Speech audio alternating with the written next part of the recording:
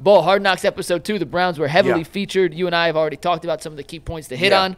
What was your big takeaway from the second episode of the AFC North Hard Knocks? Once again, I hate to say it, but Mike Tomlin just, I mean, I know the way they cut things up, it just, you know, you can go with whatever narrative you want, but he said the things he said. And Mike Tomlin just looks great in this thing. Not that Stefanski looks bad, but he's not Mike Tomlin.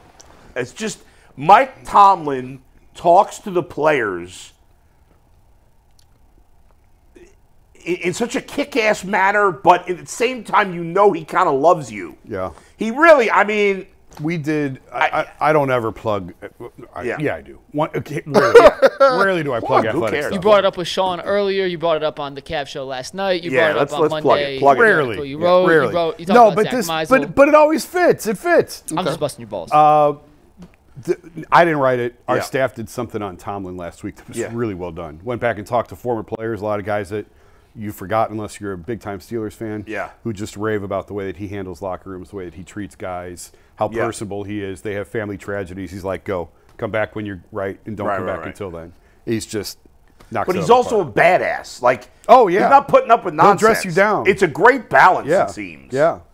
Like, he can get up in your ass, like, in a big-time way. That's crazy pause. That's wild. A crazy pause. We got balls on one. You say that as if you've never heard that expression. He might sue you for that one. We might have to actually cut that. Earl, if you listen and edit that all the way out. Are you telling me you've never heard that expression before? We don't want that on the live version or on the version. You guys know what I'm saying here. And yet, he does it like tough but love. And that's what you want, I would think, as a player. You want to know. You follow it up with tough and love? I was going to say, Bull wants Tomlin. Tough and love. I mean, Bull, what is wrong with you guys? As a player, G, let's get serious here. Don't you want to be coached hard, but still feel like the coach is looking out for your best interest? So that's a great way to phrase this. And I've been trying to say this forever. We look at sports and we don't understand how much charisma plays a factor in the way you play. Sometimes there's different leadership styles. Some leadership styles is the nice Tony Dungy, I'm a family man and a man of God. Then there's people that are Bill Belichick. I'm the dictator and he gonna fear you into playing well. And then you have your coaches that are just very smart. They're analytic. They draw plays up and they're mad scientists and it work. But then you got people like Mike Tomlin who are charismatic leaders and they make you forget about the things that you are deficient in. They maximize what you do great, and by maximizing what you do great, you feel like that person is bought into you, that person cares about you, that person understands, but he's not blowing smoke. He's genuine in what he's saying. And that's the part of football that people, I think, we're trying to strip away, that sometimes we don't get, that we get the chance to see what Hard Knocks is. That type of stuff that he's doing matters. When your body is hurting and you're tired and you've lost 2 or 3 games in a row, it matters the guy that's standing up in front of you telling you why you should continue to go through those, I look at the great generals. All the great generals have a personality where they're not afraid. Alexander the Great leads from the front. He in the front lines with his people. And Alexander the Great got people to fight hard for him that he just conquered and assimilated into his army. Like, the great leaders and the great people that stand in front of you can really inspire you to do more than what you're worth. And that's why Mike Tomlin has a standard. That's why they play the same way. That's why he can be somewhere 20 years in a row, because each person has a different relationship with him. Right. So he establishes that from Jump Street. So it's not the Steelers, the way they do it. The Steelers are an extension of the way Mike Tomlin handles his business, and that's why it's important to have a leader that can exude that sort of charisma. We'll follow somebody. Yeah. When they show the scenes, it's such a small sample size, it's unfair, but when they show the scenes of the big meeting room with the coaches, Zach Taylor and Kevin Stefanski at times, it feels a little cringy. it just feels a little awkward when they're talking to the big I think group, that's right? Fair. I think that's fair. And with Mike Tomlin, it never feels that way. And again, we're seeing just small snippets of it. Yeah. But Mike Tomlin, it feels like he's just in the groove. And with Zach Taylor and Kevin Stefanski, there's a level of, he seems a little uncomfortable up in front of the group. Or I don't know exactly what it is, but it's just not as smooth. It's not as comfortable. And that's got to matter on some level. It does. On a lot of levels. Yeah. And this is why I go to, and a lot of people get mad and upset when you say this, but guys, this is human nature. When we look at, even look at our politics in this country, we follow people. It ain't necessarily, what you say or what you're voting for or what exactly is the platform or what's your economic plan. It's, do I believe in you? It's true. Yeah. Do you inspire me to get up and go vote for you, or do you understand where I'm coming from? And it's about understanding where people come from. And you can lead people and really not have X's and O's. There's some coaches that are CEO types that don't relatively know offense or defense. I don't know how smart a guy or good a coach Dan Campbell is. No. But I could see him in the locker room that he has this whole team fired up and they want to run through a wall for him. Yeah. And that's what you need. He has, and and here's the thing. He realizes that your best players have to lead from the front. When he goes to people and he says, hey, I need you to get the D-line fired up.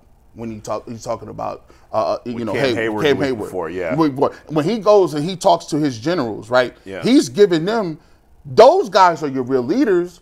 Those are the people that hold people together. Like, hey, we're not doing the drill right. Yeah.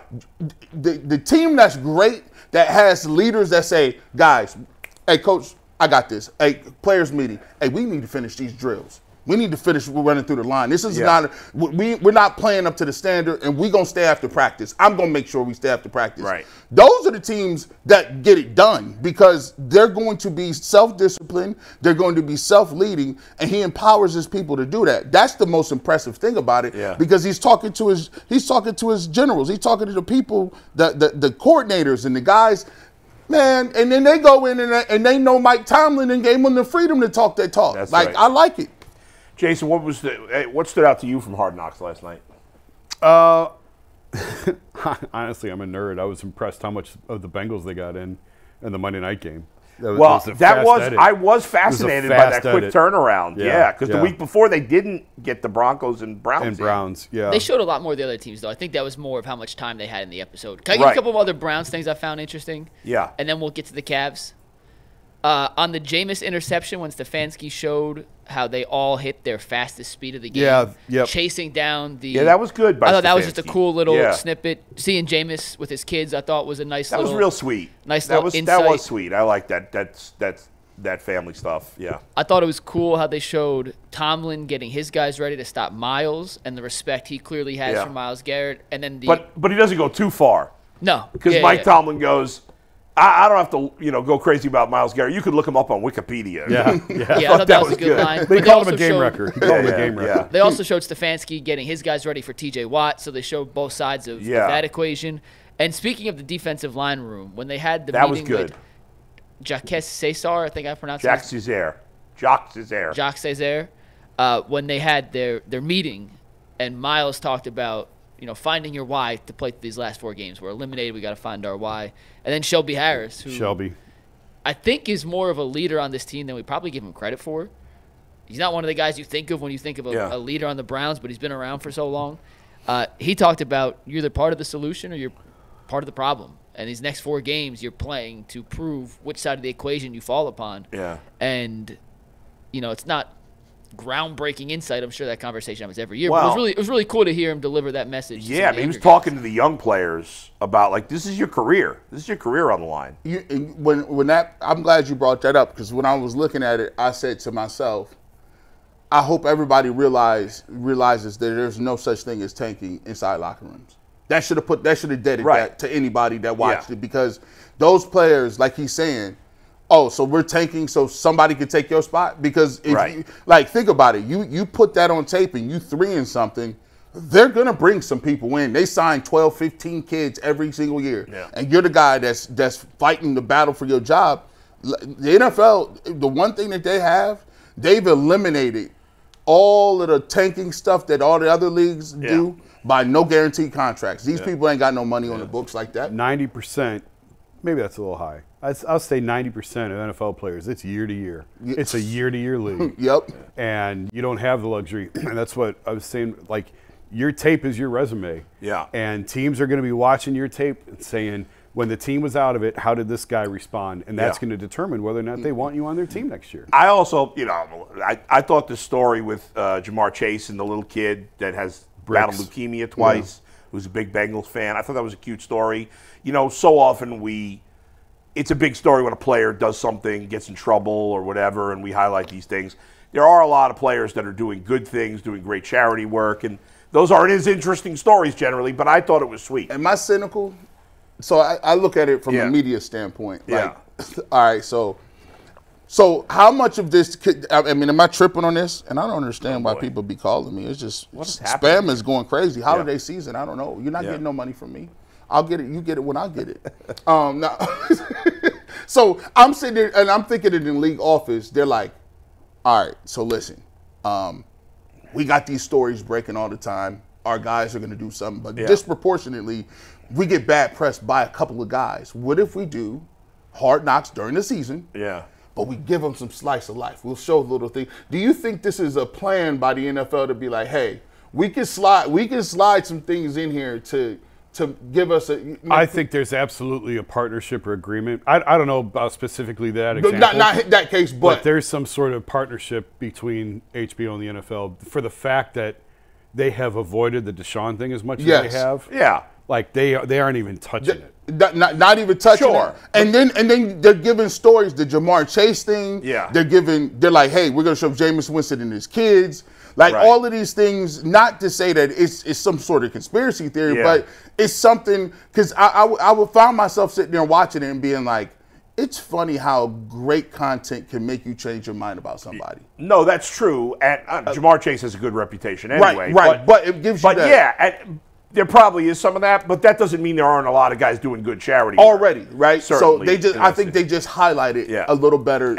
And shout out to Brix's dad wearing the old school Anthony Munoz jersey, my favorite Bengal when I was a kid.